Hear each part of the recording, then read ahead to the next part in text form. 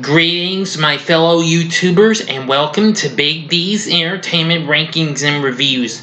My name is Doyle, better known to y'all as the Big D, with a special ranking.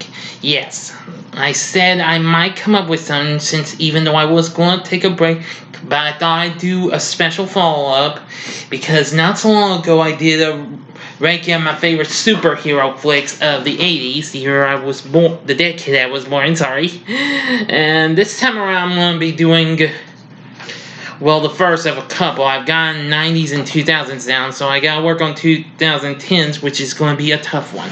But anyway, I got 15 movies down of the 90s. Now only a couple I'm going to mention didn't make the cut. Those were Batman and Robin from 1997 and Barbed Wire from, I think it was 96 or the same year Batman and Robin came out, but, well, that's no problem. So, away we go. Coming in at number 15 is Steel from 1997. Yes, this was kind of a bigger disappointment than Batman and Robin was, but I put this on here because I figured it'd be alright. Bit of an underrated movie, but this is a bad movie that I like. I mean, Shaquille O'Neal's not too bad in this movie. I like the performances from, well, several of the other cast members. And, well, it's not too bad. I mean, we hope we get to see a different type of Man of Steel type thing. You know, a Steel based on the character of John Henry Irons. Yeah. But anyway, Steel is still a kind of a so bad it's good movie, despite its lines and what have you. Steel's good, in my opinion. It's number 15. And number 14 is Tank Girl from 1995. Now, this one is another major disappointment of a movie, but I've only seen it once. I want to try and rewatch it sometime, because I'm thinking of reviewing that when March comes around, but that depends if I've got room on this schedule. And if you've never seen this movie, I think you should check out. This is easily a very underrated movie, and I do like the gal who plays the title character. This is based on the British comic book of the character of the same name. It's not too bad. I gotta rewatch this movie if I can ever find it. Tank Girl's pretty funny in some ways, so it's number 14, and number 13 is Mystery Men from 1999. Another underrated movie, but still with a good all-star cast that included Ben Stiller, Jeffrey Rush, Greg Kinnear, Janine Garofalo, William H. Macy, Hank Azaria. Let's see.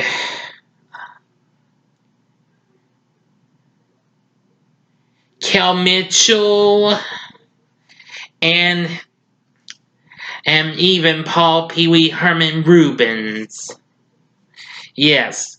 But anyway, very underrated movie, but this is a very pretty good film based on the Dark Horse comic series of the same name. If you've never seen this, I'd recommend you check it out. It is pretty funny. I haven't seen that movie in a long time, but I do think it's funny, though.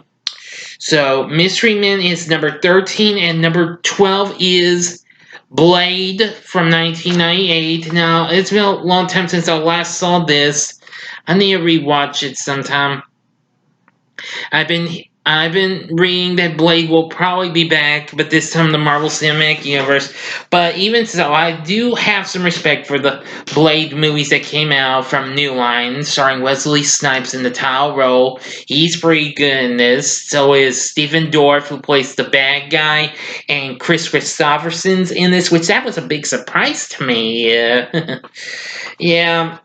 I think this is a pretty good movie. Blade is pretty good. It's number 12, and number 11 is Teenage Mutant Ninja Turtles 2, The Secret of the Ooze. Now, you'll see where the first movie winds up. Now, the third one did not make the cut, so this is another honorable mention, even though it's a bad movie. But TMNT 2, The Secret of the Ooze, I liked it just as much as the first one, which you'll see it, but way higher on the list. But the second TMNT movie is absolutely fun. We once again get some good performances. See, most of the characters we get different person play April, which I can understand. It was fine. Let's see. Oh yeah. Shredder's back. Tatsu's back. Yeah. And having Razor and Toka definitely worth the ad. And Vanilla Ice in his cameo, that was good. Go Ninja, go Ninja, go! Yeah, I kind of said in the way Splinter said it in the end. Yeah, that was funny. Splinter's back, he's good. So, I love TMNT2 Secret of the Ooze. It's fun. David Warner's in this.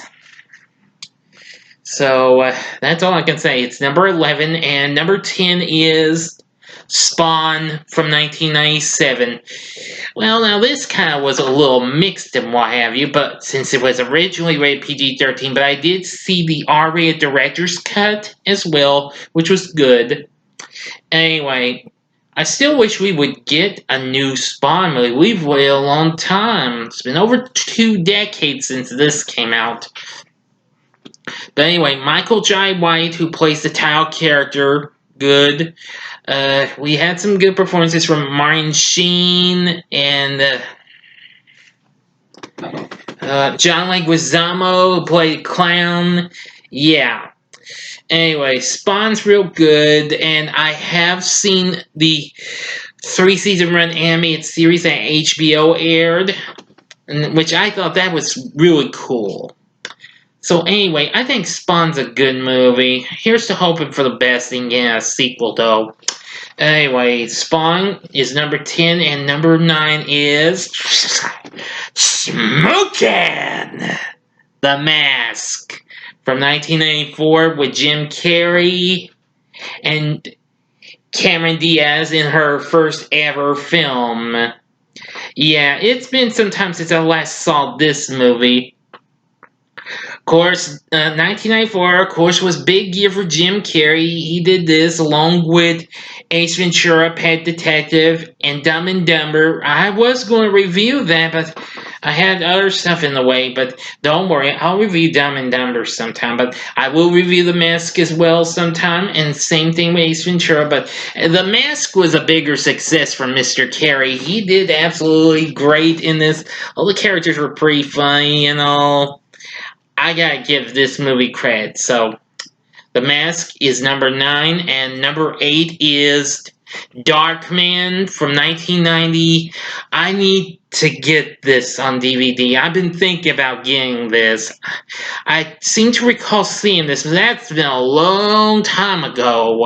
A very long time ago. I need to see this movie again and review it for its anniversary. So, we'll hope. Well, yeah, maybe I'll get it when my birthday comes around later in the month. But anyway, Darkman is definitely pretty good. I have relived it through a clip or two. Liam Neeson, excuse me, Gray as the title character. Francis McDormand, real good. Durant was a pretty good bad guy. So, I still do remember this. Directed by Sam Raimi. Before he did Spider-Man, and of course he had already had success with the 2 Evil Dead movies. This was before he did Army of Darkness. But Darkman is real good, and I haven't seen the sequels though. I've heard of them though, but I've never seen them though. So the original Darkman is number 8, and number 7 is RoboCop 2. I do like this movie. Not quite as much as the first one, but it manages to do its best. Again, Peter Weller is great as the title character. Nancy Allen. Melissa Katz is pretty good. So this was another good installment of RoboCop 2. Uh, and RoboCop 3 does not make the list. You'll be happy to know for those of you who don't like that one. So anyway, I think the story's pretty cool too, involving getting rid of a drug dealer. Yeah, RoboCop 2. It's number 7, and number 6 is Batman Mr. Freeze Sub-Zero from 1997. Now, despite Batman and Robin was a slight disappointment at the box office, Warner Bros. And their animation department managed to maybe try to erase the moments of that by making a movie based on Batman the Animated Series. Yes, involving Mr. Freeze trying to once again trying to hopefully cure his wife who's still, yeah. You know, you know the story, okay? But it's got some pretty good action. I did relive this movie last year, I believe, or it may have been a couple of years ago. But I do remember this movie. It's really fun and action-packed. It's got the same voice acting cast from Batman the Animated Series, so you know it's a good one. So that's number 6. Speaking of Batman, the next 2 movies are Batman movies. So number 5 is Batman Forever from 1995. Now, don't hate me for it. I love this movie for certain reasons. Val Kilmer, not bad. Let's see. Chris O'Donnell's not too bad. Nicole Kidman's good. Tommy Lee Jones, not too bad as Two-Face. Jim Carrey, very funny as the Riddler. Enough said.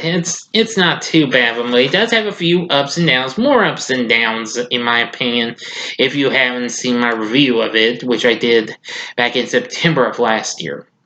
So Batman Forever is number 5, and number 4 is Batman Mask of the Phantasm. Now, I have not seen this movie in a long time. I need to rewatch this, maybe review it sometime in the future. But I have seen this maybe once or twice, but I do like how this story goes. The Phantasm is a great villain, and it's got the same great animation we got from Batman the Animated Series.